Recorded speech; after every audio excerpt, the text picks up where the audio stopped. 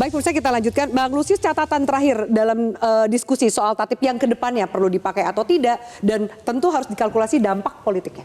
Ya, dari tadi kita bicara soal fungsi pengawasan, karena memang fungsi pengawasan itu yang disebut di pasal 228A ayat 1 gitu ya. Tapi sebenarnya selain untuk meningkatkan fungsi pengawasan di pasal 228A ini, evaluasi juga dilakukan dengan alasan untuk menjaga kehormatan gitu ya. Ini yang saya kira justru titik paling anehnya dari bunyi pasal ini gitu ya. Untuk menjaga kehormatan DPR, mereka perlu mengevaluasi pejabat di lembaga negara lain. Ini sih kalau mereka betul-betul mendiskusikan pasal ini, harusnya mereka tahu betul keanehan pasal ini, gitu ya. Pasal yang nggak nyambung sama sekali, gitu ya. Jadi bagaimana berharap ini bisa diterapkan untuk menjaga kehormatan DPR? Mereka perlu mengevaluasi pejabat di lembaga negara lain, gitu ya. Padahal yang merusak citra dan kehormatan DPR itu selama ini anggota DPR sendiri, ngapain urus pejabat negara lain, gitu ya. Jadi saya kira sih kalau bicara jelimet soal mekanisme di ayat 2-nya itu mungkin terlalu panjang lebar diskusinya gitu ya. Tapi soal untuk menjaga melihat kehormatan itu aja, untuk melihat ketidaknyambungan pasal ini dan pemaksaan DPR terhadap pasal ini, saya kira di soal menjaga kehormatan.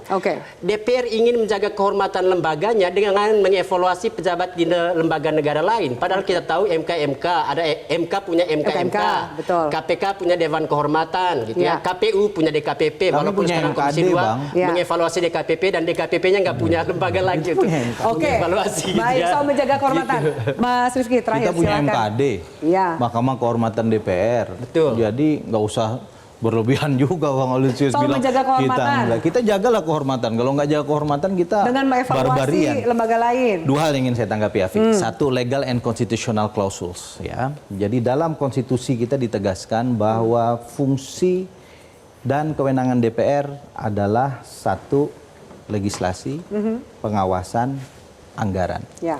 Yang diatur lebih lanjut dalam undang-undang. Itu bunyi konstitusi.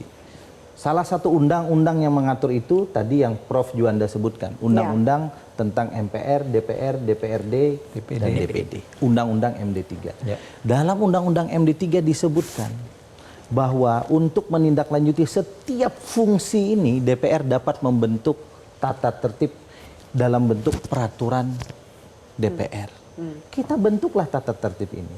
Jika ada pemikiran bahwa secara prosedur, formil maupun substantif bermasalah, ini negara hukum, silahkan kemudian. Tapi sebelum itu izinkan DPR membuktikan niat baik dan niat tulusnya. Bahwa kami menghadirkan pasal 228A ayat 1 dan ayat 2 Peraturan DPR nomor 1 tahun 2025 untuk melakukan penguatan peran fungsi DPR untuk menjawab apa yang Bung Rey dan Bung Alwi tadi bilang. DPR ingin memastikan bahwa peran kontrolnya baik, dan yang kalau di lembaga-lembaga negara itu ada problem dan persoalan, mari kita perbaiki dengan peran kontrol konstitusional yang kita miliki. Baik, kita lihat seperti apa. Pasti pengawasan akan berjalan, dan silakan DPR buktikan tidak menjadi sebuah alat gebuk politik yang baru bagi DPR. Tatip ini dilakukan sesuai dengan fungsi dan kewenangan yang dimiliki oleh DPR. Terima kasih. Pasti akan melakukan ini berdasarkan fakta, data, dan seluruh evidence yang kami miliki. Terima kasih para narasumber, Pak Rifki, Pak Prof. Juanda, Bang Rey,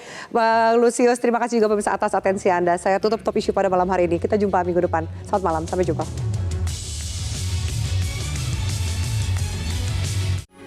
Metro TV. Jelajahi cara baru mendapatkan informasi. Download Metro TV Extend sekarang.